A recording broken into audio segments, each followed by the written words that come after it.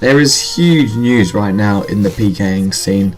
I've been waiting for these updates for so long. I swear it's almost been like a year. Actually, I think the last PKing update was Bounty Hunter, and that's been out for absolutely yonks. So that gives you an idea as to how long PK has been waiting for an update. And finally, we have a really insightful and frankly brilliant dev blog just come out. So Mod Ronan has created this dev blog about PvP and POH rooms. I'm not too fussed about the POH rooms, but I'll briefly talk about them because it does have some PKing updates involved in it. So yeah, let's get straight into it. The first update is untradeable items in PvP. It says currently dying with untradeable items in the wilderness results in equipment being dropped on the ground. If you return to where you died, you can simply pick everything back up. This means that there is no risk associated with using very powerful untradeable equipment in the wilderness. Basically, in World 18 now, people use Painted Helm / Slayer Helm, Strength Amulet, Torso, D'Hide Chaps, Strength Amulet, I said that already, MSB, and Climbing Boots, and they literally risk about, they risk the Strength Amulet, some arrows, and an MSB. And also, you're looking at Void. People that use Void and the Power Amulet, they risk like 12 rune knives and like 2D bolts. Now you have extra risk involved in this. So what they're proposing is if you die with untradeable equipment, you can pick it back up, however it will be broken.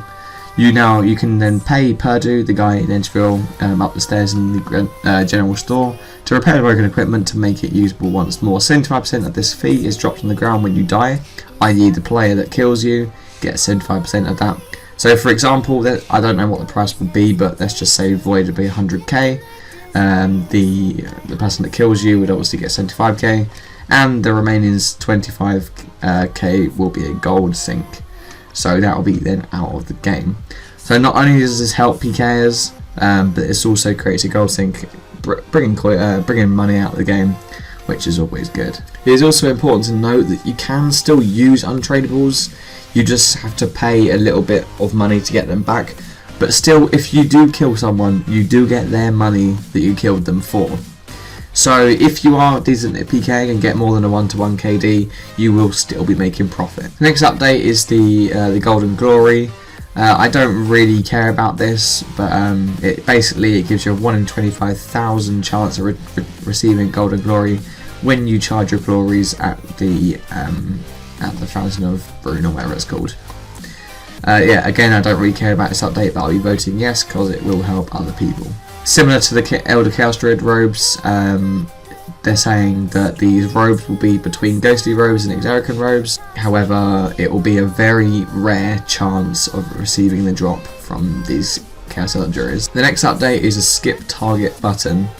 I've been waiting for this for ages. The amount of times in World 18 that you get a target in like 50 wild, and then you have to log out, then you get another one, then you get a 1-itemer, and then it's just, you can log about 8 times and wait half an hour before getting another target. So currently, when you get a deep wild target, you have to log out.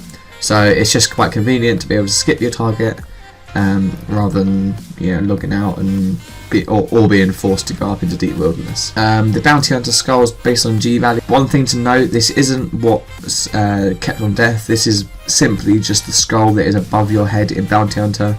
Sorry, not above your head, and the little Bounty Hunter box thing at the top of the screen will go off G value rather than out value. Dropping items in the wilderness. So currently in Deep World, you can drop your items before you die and just run back and pick them up. This creates, firstly, a way that you can just not die, and also a way that you can decrease the amount you're risking just before you die. Another thing to note is this will stop people scamming items in wrist fights. So currently, if you have a wrist fight, people can drop their items. So for example, you risk an AGS. Obviously, you're not using primary AGS because you just have it in your invent, so they can just drop it just before they die and then run back to pick it up. Also, another thing to note at the bottom, it says, in addition to this, we'll like to make it so food and potions are dropped within the wilderness never appear to any other players. Basically what that means is, as I was saying earlier about dropping brews, the previous update that I mentioned is that when you drop an item it appears to everyone. food and potions being dropped will just never appear to anyone else other than the person dropping it. Lava dragon bones, I don't really care, I don't kill lava dragons, but yeah, I mean, I'll be voting yes again to help other people. I'm sure other people would enjoy that. Items kept on death, big one. I have been risking berserker rings for the past month or so. I've lost well over 10, 15. I know other people have lost a lot more than me, but berserker rings, just going with that 40/40 DDS spec on berserker. So now items kept on death, again a very good update. I don't know why it hasn't been done. This one basically means that you can risk berserker rings or Robin Hood hats or ranger boots or any of the things that have really low arc value. You can now use them in PvP without worrying about losing them because they have such a low arc value. A lot of the things I'm not too fussed about because it's only construction updates, but they will sort of improve quality of life. I will go through them as some of it may affect PKing, as I said earlier. So the first update is you can now rearrange your rooms without sort of losing any money, and I don't know why that wasn't in the game anyway, so I'll skip that straight away. But yeah, I will be voting yes for that one. Player house expansion, achievement gallery. Again, this is quite good. However, it does cost 200k. I would expect. Well, I would probably like to increase this value of 200k, maybe up to like $1 mil or $2 mil or something, because it is. Once I show you what they can do, it's quite handy for PKing. So you can have an altar that changes spellbook. Log display, not too fussed about this, like Slayer logs and stuff. Again, I'll be voting yes because other people will want it. Jewelry box, currently obviously we have the glory amulet on the wall already. However, this will provide so you can use rings. So jewelry rings, games necklaces, skills necklaces, slayer rings, all that sort of stuff, so you can mount them on your wall and use them within your house.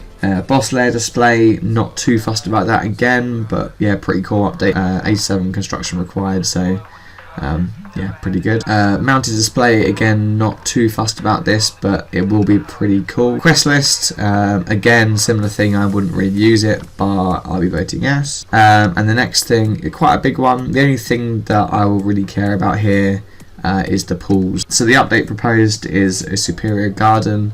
Basically, within your house you can create a garden. This garden will have fairy rings, or potentially fairy rings, topiaries, revitalization pool. So this is probably the only thing that will actually affect PKing, is it's able to restore hit points, stats, special attack, run energy, and cures poison.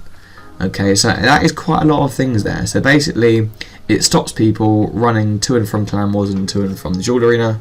I mean, yes, it is overpowered. However, people do it anyway now, so I don't see it as that overpowered. The only thing that probably should be altered is the 65 construction requirement. I would suggest something like maybe 80 construction or around that sort of mark. Garden theme, not too fussed about this because yeah, you can read through this on your own. A fence, again, not too fussed, and seating, again, not too fussed. So anyway, really good dev blog. A lot of updates in there. If you have different views to anything that I said during this video, please leave it in the comments and I'll try and get back to you. If you have any queries or any ways that you can make this better, again, please leave it down in the comments and I will try and get back to you.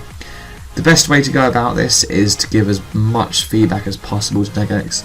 The dev blog is just proposed updates that potentially could come to the game. The idea of it is to give feedback and then they improve these potential updates. So the right thing is input it into the game. I will leave the full dev blog in the description. Also, the poll will be coming in-game tomorrow, I think, or sometime next week. I probably won't make another video saying when the poll is introduced, so look out for that. Okay, thanks for listening, and give the video a like, and yeah, bye.